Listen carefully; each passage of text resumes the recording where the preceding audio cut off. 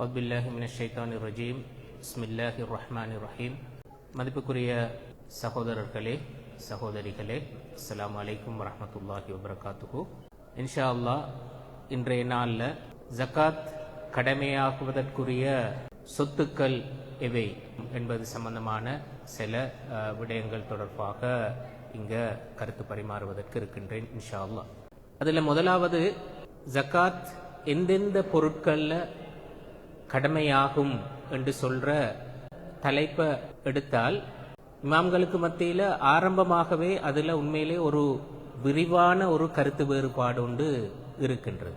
அதாவது இமாம் தாவூத் அல்-பாஹிரி அவருடைய மதுஹபை சேர்ந்தவர்கள் இந்த விஷயத்தை எப்படி பார்ப்பார்கள் என்றால், அல் குர்ஆன்லையும் சுன்னாவிலையும் தெளிவாக நேரடியாக குறிப்பிட்டு வந்திருக்கின்ற பொருட்களில் மட்டும்தான் ஜக்காத் கடமையாகும் என்று சொல்கின்ற நிலைப்பாட்டை கொண்டிருக்கிறார். இந்த மதுஹபினர் தான் உண்மையிலே ஜக்காத் வழங்குவதற்கு கடமையான பொருட்கள் என்று சொல்வதில் மிகவும் ஒரு இறுக்கமான நிலைப்பாட்டை கடைபிடிக்கின்றவர்கள். மிக வரையறுக்கப்பட்ட சில சொத்துக்கள்ல மட்டும்தான் ஜக்காத் கடமையாகும் என்று சொல்லி அவர்கள் கருதுவார்கள்.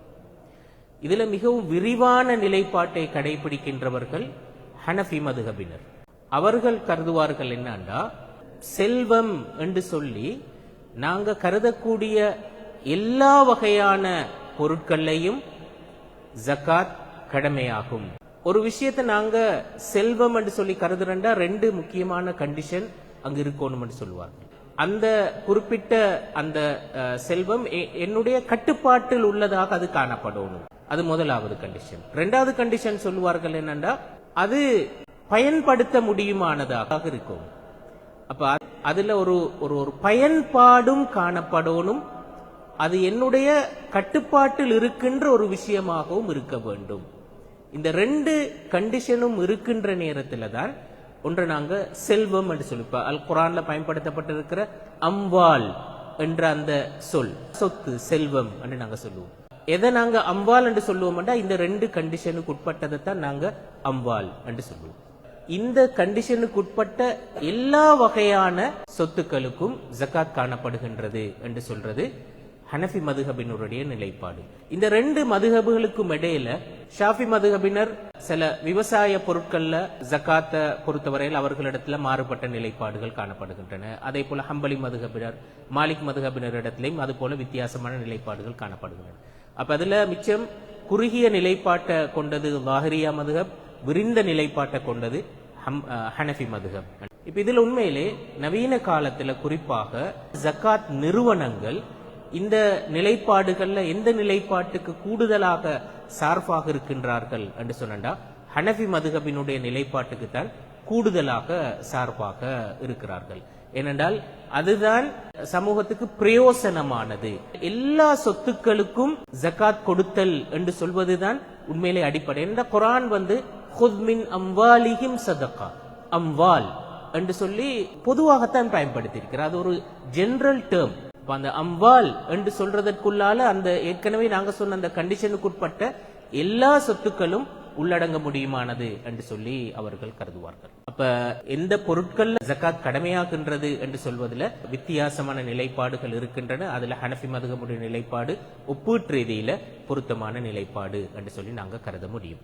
இது முதலாவது விஷயம். ரெண்டாவது, ஜக்காத் கொடுத்தல் என்று சொல்ற நேரத்துல அதை நாங்க கொடுக்கறதுக்கு ஏதோ ஒரு அளவீடு ஒன்று வேணுமே. அந்த வகையில முக்கியமான 4 பொருட்களை மையப்படுத்தி 4 வகையான அளவீடுகளை குர்ஆன்லையும் ஹதீஸ்லையும் நாங்க காணலாம். அந்த 4 அளவீடுகளை வைத்துத்தான் எல்லா சொத்துக்களுக்கான ஜக்காத்தை கணிப்பீடு செய்தல் என்று சொல்வது நடைபெற வேண்டும் என்று சொல்வதுதான் பொதுவாக இமாம்களுக்கு மத்தியில ஏற்றுக்கொள்ளப்பட்ட கருத்தாக இருக்கின்றது. முதலாவது அளவீடு எது? தங்கம், வெள்ளி என்று சொல்கின்ற அந்த அளவீடு. தங்கத்தை பொறுத்த வரையில ஜக்காத் கடமையாவதற்கு ஆக குறைந்தபட்ச அளவு எது? அதை நாங்க நிசாப் என்று சொல்லுவோம். ஹதீசுகள்ல வந்திருக்கிறது 20 மிஸ்கால் என்று சொல்லுவோம். இப்புள்ள அளவீடுகளின் அடிப்படையில 85 கிராம் அதற்கு நிகரானது என்று சொல்லி, அப்படி 85 கிராம் தங்கத்தை ஒருவர் வைத்திருந்தால் அவர் அதுல 2.5 வீதம் 2.5 வீதம் அவர் ஜக்காத்தாக கொடுக்கும். அதே மாதிரி அதற்கு நிகரான இன்னொரு அளவீடு தான் வெள்ளி. 200 திர்ஹம்கள் என்று சொல்லி ஹதீஸ்ல வருகிறது. 200 திர்ஹத்தினுடைய இப்புள்ள அளவீடு என்ன என்றால் 595 கிராம். 595 கிராம் வெள்ளி ஒருத்தர் சொந்தமாக வைத்திருந்தால் அவர் 2.5 வீதம் அதுல ஜக்காத்தாக கொடுக்கணும் என்று சொல்றது. இது தெளிவாக எங்களுக்கு தெரிஞ்ச உண்மை. அப்ப இது தான் முதலாவது அளவீடு. இந்த அளவீடு தான் உண்மையிலே மிக பெரும்பாலும் பிரதானமான அளவீடாக இருக்கின்றது. இந்த அளவீட்டை வைத்துத்தான் பணத்துக்கான ஜக்காத் கணக்கிடப்படுகிறது. இந்த அளவீட்டை வைத்துத்தான் வியாபார பொருட்களுக்கான ஜக்காத் கணக்கிடப்படுகிறது. இது முதலாவது. இரண்டாவது அளவீடு விவசாய பொருட்களுக்கான அளவீடு. ஹதீஸ்ல வருகிறது தெளிவாக 5 அவுசுக் என்று சொல்லி 5 வசக்குகள் என்று சொல்லி நாங்க அதை சொல்லி. இந்த வசக் என்று சொல்றதனுடைய அந்த அளவு என்ன என்று சொல்ற நேரத்தில் இமாம்கள் சொல்லுவார்கள் அது 60 சா என்ற அந்த அளவுக்கு நிகரானது என்று சொல்லி. ஒரு சா என்று சொல்றது 4 முத்து என்று சொல்லி சொல்லுவார். ஒரு முத்து அது நிறை என்ன என்று அளவிடுகின்ற நேரத்தில் அது பிரதேசத்துக்கு பிரதேசம் வித்தியாசப்பட்டிருக்கிற சின்ன சின்ன வேறுபாடுகள் இருந்திருக்கின்றன. அந்த வகையில விவசாய பொருட்கள்ல ஜக்காத் கடமையாவதற்கான ஆக குறைந்தபட்ச அளவு அந்த நிசாப் எவ்வளவு என்று சொல்றதுல 3 வகையான அளவீடுகள் நவீன காலத்துல சொல்லப்படுறதை நாங்க பார்க்கலாம். ஒன்று சொல்வார்கள் 653 கிலோகிராம். 653 கிலோகிராம் விவசாய பொருட்கள் இருந்தால் அதுல ஜக்காத் கடமையாகும். இரண்டாவது இன்னொரு அபிப்பிராயம் இருக்கிறது 647 கிலோகிராம் விவசாய பொருட்கள் இருந்தால் அதுல ஜக்காத் கடமையாகும். மூன்றாவது இன்னொரு அபிப்பிராயம் இருக்கிறது 612 கிலோகிராம் விவசாய பொருட்கள் இருந்தால் ஜக்காத் அதுல கடமையாகும். இப்படி இந்த 3 அபிப்பிராயங்கள் இருக்கின்றன. இதுக்கு காரணம் உண்மையிலே அந்த முத்து என்று சொல்கின்ற அந்த அளவு அதனுடைய நிறை என்ன என்று சொல்றதுல பிரதேசத்துக்கு பிரதேசம் வித்தியாசமாக இருப்பதுதான் ஒரு முக்கியமான ஒரு காரணமாக இருக்கிறது. நாங்க அதுல நடுவில் உள்ள நிறைய எடுத்துக்கொள்ளலாம். 647 கிலோகிராம் என்று சொல்ற அந்த நிறைய எடுக்கலாம். ஏனென்றால் பல நிறுவனங்கள் அந்த நிறைய பேஸாக வைத்து அவர்களுடைய ஜக்காத் கணிப்பீடுகளை செய்வதை நாங்க பார்க்கலாம். இப்ப 647 கிலோகிராம் நிறையுள்ள விவசாய உற்பத்தி ஒன்று வந்தால் அதுக்கு நாங்க எவ்வளவு ஜக்காத் கொடுப்போம்? அதுல 2 அணுகுமுறைகளை ஷரியா சொல்லி இருக்கிறது, அல்லது 2 விகிதாசாரங்களை சொல்லி இருக்கிறது. முதலாவது விகிதாசாரம் அந்த விவசாய உற்பத்திக்கு இயற்கையாக நீர்ப்பாசனம் கிடைக்கின்றது. மழை நீரினூடாகவோ அல்லது ஊற்றுகளினூடாகவோ அல்லது சில தாவரங்கள் அதனுடைய வேர் தானாக பைத்து நீரை தேடிக்கொள்கிறது. அப்படியான தாவரங்கள் இப்ப தென்னை மரத்தை நாங்க யாருமே நீரூற்றி வளர்க்கிறது இல்லை, அது தானாக வளர்ந்து காய் தரும். அப்படி இயற்கையாக நீர்ப்பாசனம் கிடைக்க பெறுகின்ற வகையில் அந்த விவசாயம் நடைபெற்றிருந்தால் அதனுடைய 647 கிலோகிராம் உற்பத்தி நடந்திருந்தால் 10 வீதம் ஜக்காத் கொடுப்போம். நாங்க செலவு செய்து நீர்ப்பாசனம் செய்கின்றோம் என்று சொல்லி இருந்தா ஆத்து நீரும் இயற்கை தான். ஆனா ஆத்து நீரை நாங்க அதுக்கு ஒரு மோட்டரை போட்டு இயந்திரங்களை பயன்படுத்தி நீர் பாய்ச்சுகின்றோம்.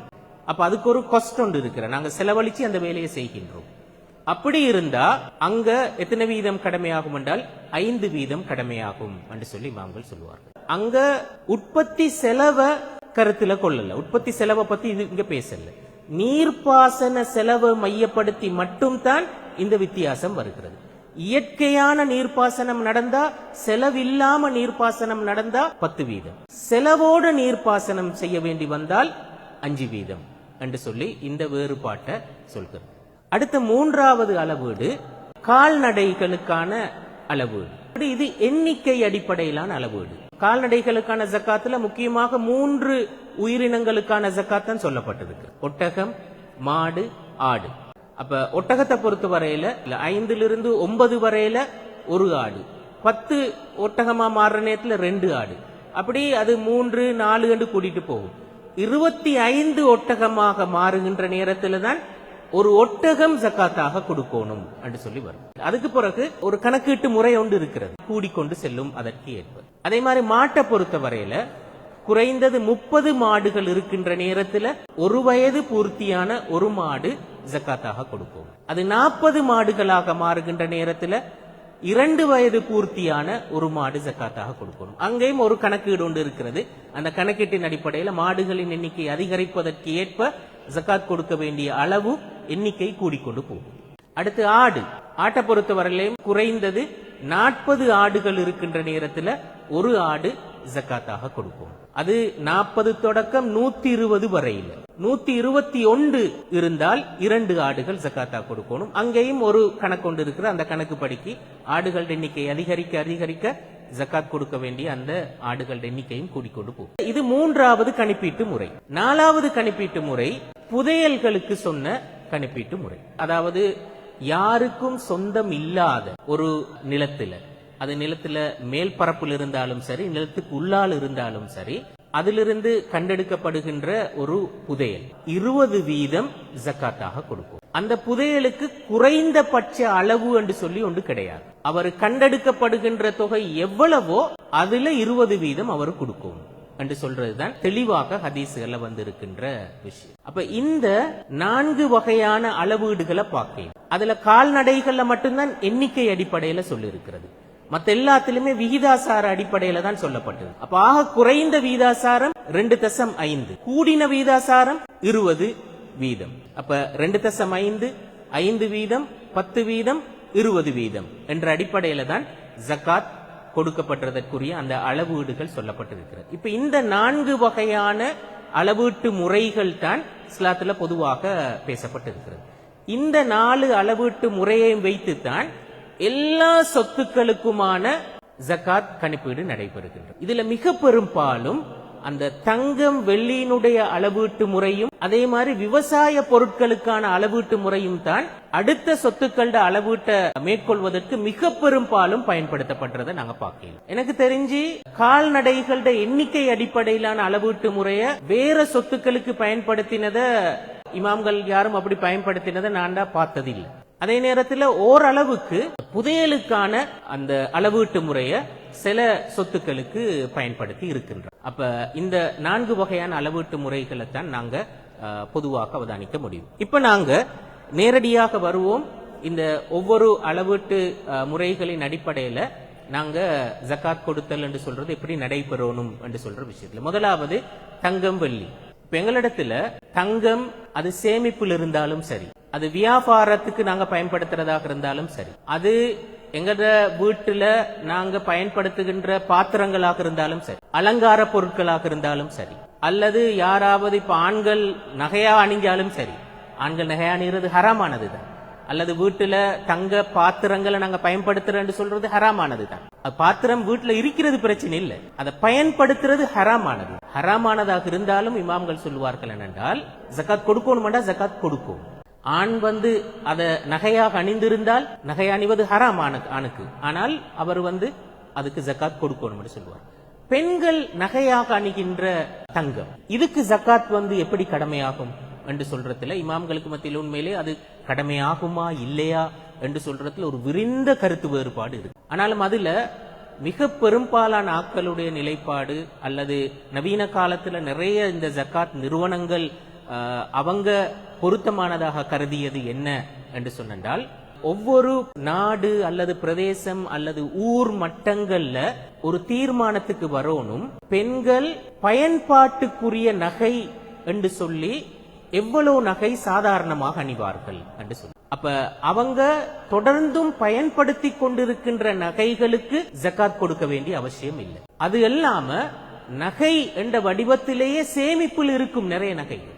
சில பெண்களிடத்துல 50 பவுன் 100 பவுன் நகை இருக்கும். அந்த 100 பவுனா அல்லது 50 பவுனா அவங்க தொடர்ந்தும் பயன்படுத்துவாங்களா? இப்ப ஒரு ஃபங்க்ஷனுக்கு போறண்டா எத்தனை பவுன் நகை போடுவாங்க மேக்சிமம். அப்ப பயன்பாட்டுக்குரிய நகையினுடைய அளவு ஒன்று வரையறை செய்யப்பட வேண்டும்.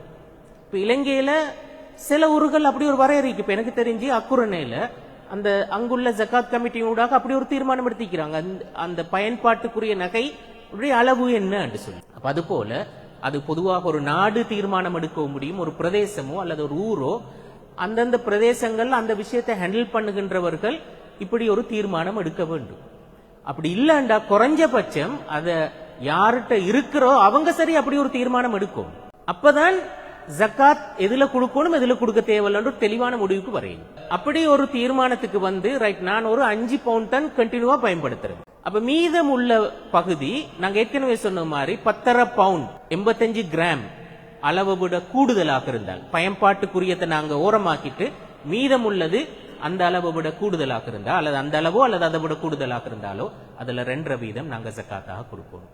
அப்படி 2% கொடுக்கிற நேரத்துல நீங்க அதை தங்கமாகவும் கொடுக்கலாம், அதை பணமாகவும் கொடுக்கலாம், தங்கத்திட பெறுமதியாகவும் கொடுக்கலாம். தங்கத்திட பெறுமதியாக கொடுக்கிற நேரத்துல ஒரு விஷயத்துல கவனத்துல கொள்ளணும் என்னண்டா, அந்த தங்கத்திட பெறுமதியை மார்க்கெட் பிரைஸ்ல தான் நீங்க தீர்மானிக்கும். நீங்க வாங்கின பிரைஸ்லயோ அந்த பிரைஸ்ல இல்ல, அந்த சந்தர்ப்பத்துல மார்க்கெட்ல தங்கத்தினுடைய பிரைஸ் என்ன அந்த பிரைஸ்ல தான் நீங்க அதை அந்த 2% நீங்க பணமா கொடுக்கறதாக இருந்தா கொடுக்கும். அடுத்து பணம். நாங்க ஏற்கனவே சொன்னோம் தங்கத்தினுடைய அளவீட்டை வச்சுதான் பணத்துக்குரிய ஜக்காத் கணக்கிடப்படும். இப்ப ஒருத்தர் இடத்துல கையிருப்புல பணம் இருக்கிற, சேமிப்புல பேங்க்ல அக்கவுண்ட்ல பணம் இருக்கிற, அது 85 கிராம் தங்கத்தினுடைய அன்றைய சந்தை விலைக்கு சமானமான தொகை அவரிடத்துல பணம் இருக்கிறது என்று சொல்லி இருந்தார். அந்த காசுக்கு அவரு 2% அதுல ஜக்காத்தாக கொடுக்கும். இங்க ஒரு முக்கியமான ஒரு கேள்வி வார என்னண்டா, நீங்க இன்வெஸ்ட் பண்ணிக்கிற அமௌண்ட்டுகள் எங்கேயாவது ஒரு கம்பெனில நீங்க இன்வெஸ்ட் பண்ணிருப்பீங்க. இதுல இமாம்கள் வந்து இந்த இன்வெஸ்ட்மெண்ட் காசுக்கு வந்து நாங்க எப்படி ஜக்காத் கொடுக்கிறோம் என்று சொல்ற நேரத்துல அதை 2ஆ பிரிச்சு சொல்லுவார்கள்.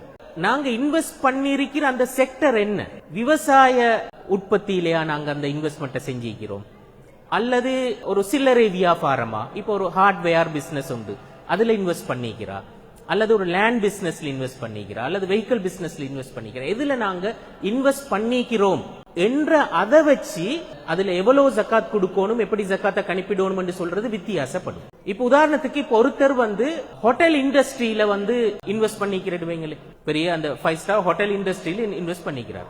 அப்ப அவருடைய இன்வெஸ்ட்மெண்ட் வந்து மிக பெரும்பாலும் எதுக்கு பயன்படுத்தப்பட்டிருக்கும், அந்த பில்டிங் அமைக்கிறதுக்கும் அங்க தேவையான தளபாடங்கள் வாங்குறதுக்கும் இதுக்குத்தான் அந்த இன்வெஸ்ட்மெண்ட் பயன்படுத்தப்பட்டிருக்கும். இப்ப இந்த சந்தர்ப்பத்துல ஜக்காத்த எதுக்கு பாக்குறேன், இன்வெஸ்ட்மெண்ட் அமௌண்ட்டையும் கிடைக்கிற லாபத்தையும் ரெண்டுக்கும் சேர்த்து நாங்க ஜக்காத்த கணிப்பிடுறா, இல்லாட்டி லாபத்துக்கு மட்டும் கணிப்பிடுறா. இந்த ஹோட்டல் இண்டஸ்ட்ரி போன்ற விஷயங்களுக்கு நாங்க இன்வெஸ்ட் பண்ணி இருந்தால் அந்த இன்வெஸ்ட்மெண்ட் மிக பெரும்பாலும் அந்த பில்டிங்குக்கு தான் பயன்படுத்தப்பட்டிருக்கு. அப்படி இருக்கிற நேரத்தில் இமாம்கள் சொல்வார்கள் என்றால் அங்க நீங்க லாபத்துக்கு மட்டும் தான் ஜக்காத்தை பார்க்கும். ஆனா ஒரு வித்தியாசம், அந்த இடத்துல நீங்க அந்த லாபத்துக்கு மட்டும் ஜக்காத்தை பார்க்கிற நேரத்துல ஜக்காத் கொடுக்கின்ற அளவு அதுல இமாம்களுக்கு மத்தியில கருத்து வேறுபாடு இருக்கிறது. சிலர் சொன்னார்கள் 10% கொடுக்கணும், ஏன்னா அது கிட்டத்தட்ட விவசாய நிலம் மாதிரி. விவசாய நிலத்துக்கு வந்து அந்த நிலத்துக்கு ஜக்காத் இல்ல தானே, விளைச்சலுக்கு மட்டும்தானே ஜக்காத் இருக்கிறது.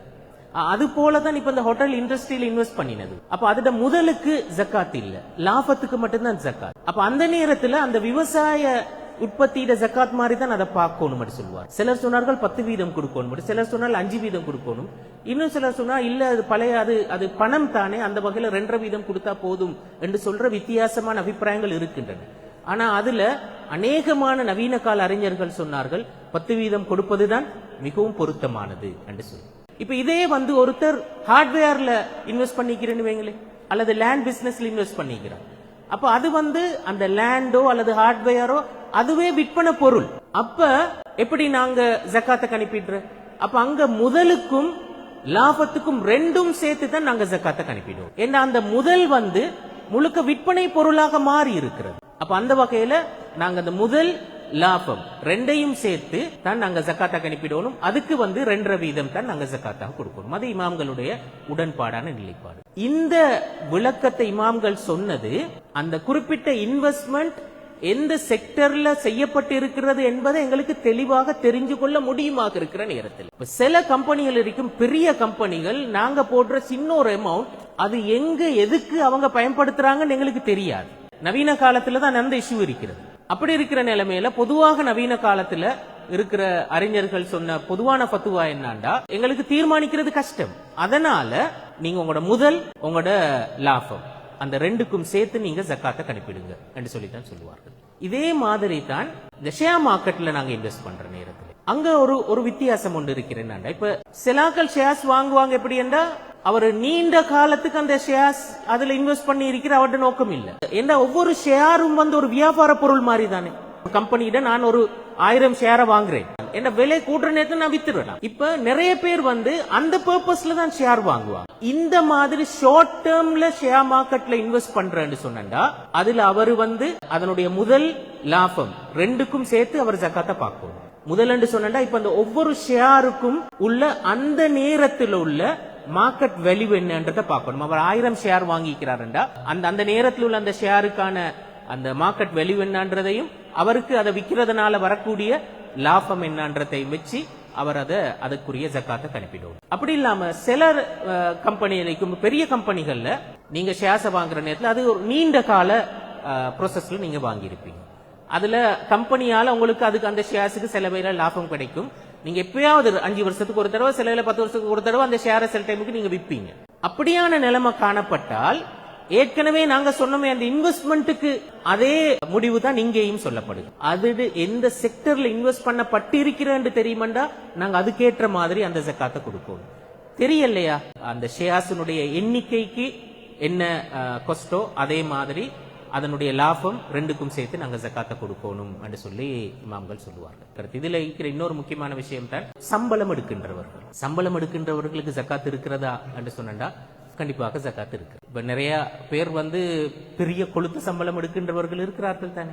அவங்களோட சம்பளத்தை நாங்க எப்படி பார்க்கணும்? வருட சம்பளத்தை பார்க்கணும். ஒரு வருஷத்துக்கு அவர் எவ்வளவு சம்பளம் எடுப்பார், அந்த மொத்த சம்பளத்துல அவருடைய செலவுகள் எல்லாம் ஒரு மாசத்துக்கு எவ்வளவு சராசரியா செலவு போகும் என்றதை பார்த்து அந்த 12 மாசத்துக்கு எவ்வளவு செலவுன்றதை கழிச்சு மீதமுள்ள தொகை வருட நிறைவுல நிசாப் அடைஞ்சிருந்தா அந்த 85 கிராம் தங்கத்தினுடைய அன்றைய மார்க்கெட் பிரைஸை விட கூடுதலாக இருந்தால் அல்லது அந்த பிரைஸுக்குரிய அந்த அளவுக்கு இருந்தால் அவர் 2% ஜக்காத் கொடுக்கணும் என்று சொல்றது நவீன கால அறிஞர்கள் கொடுத்திருக்கிற ஒரு முக்கியமான ஒரு பத்து. இதே மாதிரி இந்த பணத்தினுடைய ஜக்காத்ல இன்னொன்று தான் இந்த ஃபேக்டரிகள். இப்ப அக்கள் கார்மெண்ட்டுகள் போட்டிருப்பாங்க, ஷூ ஃபேக்டரி போட்டிருப்பாங்க, இப்படி இந்த மாதிரி ஃபேக்டரிஸ் போட்டிருப்பாங்க. அங்க ஜக்காத்தை கணிப்பிடுற நேரத்துல முக்கியமாக இப்ப நிறைய மூலப்பொருட்கள் இருக்கும், உற்பத்தி முடிவு பொருட்களும் இருக்கும், அதே மாதிரி இடையிலேயும் இருக்கும், கட் பண்ணி வச்சிருப்பாங்க. அடுத்து விற்பனை செய்யப்பட்டதும் இருக்கும்.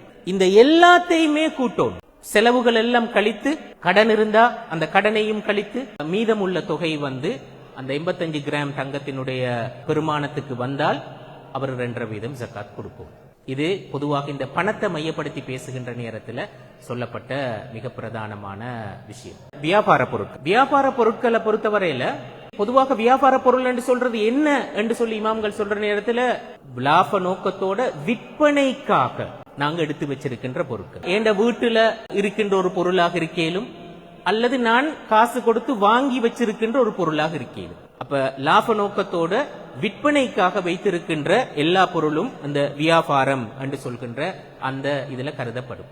இந்த வியாபார பொருட்களுக்கு நாங்க ஜக்காத்தை கணிப்பிடுகின்ற நேரத்துல அதுல அந்த பிக்ஸ்ட் அசெட் அதை நாங்க ஜக்காத் கணிப்பீட்டுக்குள்ளால கொண்டு வரல. இப்ப நான் ஒரு ஷாப் கொண்டு இருக்கிறது, அப்ப அந்த பில்டிங், அதே மாதிரி அதுல இருக்கின்ற தளபாடங்கள், அதுல சேல்ஸ் போறதுக்கு சில வேலை எனக்கு ஒரு வெஹிக்கிள் ஒன்று இருக்கலாம், இதுகள் எதுவுமே அந்த ஜக்காத் கணிப்பீட்டுக்குள்ளால் வரமாட்டாது. ஏனென்றா இது எதுவுமே விற்பனைக்குரிய பொருட்கள் அல்ல.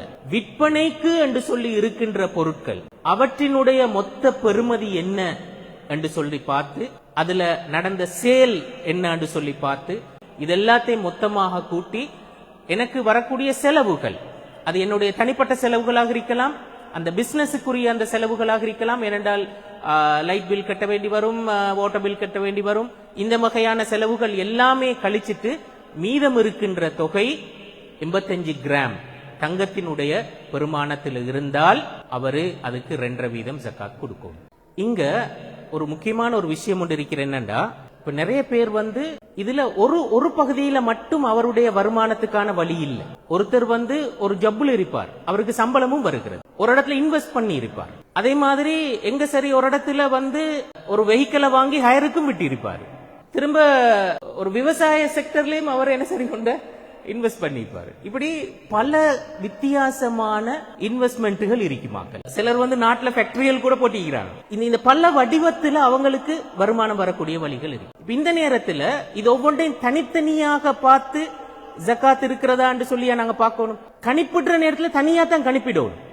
அதுல எவ்வளவு ஸ்டாக் இருக்குது, அதுல எவ்வளவு சேல் நடந்திருக்கிறது, அந்த வகையில் அதுல மொத்தமாக பேலன்ஸ் எவ்வளவு இருக்குது என்று சொல்லி ஒவ்வொன்றையும் தனித்தனியா தான் நாங்க பார்க்கணும். ஆனா எனக்கு என்ன நிசாப நான் பாக்குறதுக்கு என்ன செய்ய மாட்டேன், இது எல்லாத்தையுமே கூட்டணும். இதெல்லாம் கூட்டி அது 85 கிராம் தங்கத்தை விட கூடுதலாக இருக்குமாக இருந்தா 2% ஜகாத் கொடுக்கும். ஆனா இதுல விவசாய செக்டராக இருந்தா அதை நாங்க இதனோட சேர்க்கிறோம். ஏன்னா அதனுடைய அளவீடும் சிஸ்டம் வித்தியாசம். இப்படி விவசாய செக்டர்லயும் நாங்க இருந்தா அதை தனியா தான் பார்க்கணும். அப்ப இந்த தங்கத்தை வச்சு அளவிட முடியுமானது பணம் சம்பந்தப்பட்டது. அப்ப அவற்றுக்கான ஜகாத் எல்லாத்தையும் நாங்க ஒன்றாக பார்ப்போம். விவசாயம் சம்பந்தப்பட்ட அந்த உற்பத்திகளோட ஜகாத் அதனுடைய அளவீடு வித்தியாசம் அது வேறையாக பார்க்கப்பட வேண்டியது. அப்ப இது பணத்துக்கான ஜகாத்தை பார்க்கிற நேரத்தில் கவனத்தில் எடுக்க வேண்டிய ஒரு முக்கியமான ஒரு விஷயம். அப்ப இந்த கருத்தலோட இன்ஷா அல்லாஹ் இன்றைக்கு நாளை நாங்க பொதுமாய்க்குள்ளுவோம். மீதமுள்ள பகுதிகளை இன்ஷா அல்லாஹ் அடுத்த வாரம் நாங்க கண்டினியூ பண்ணுவோம்.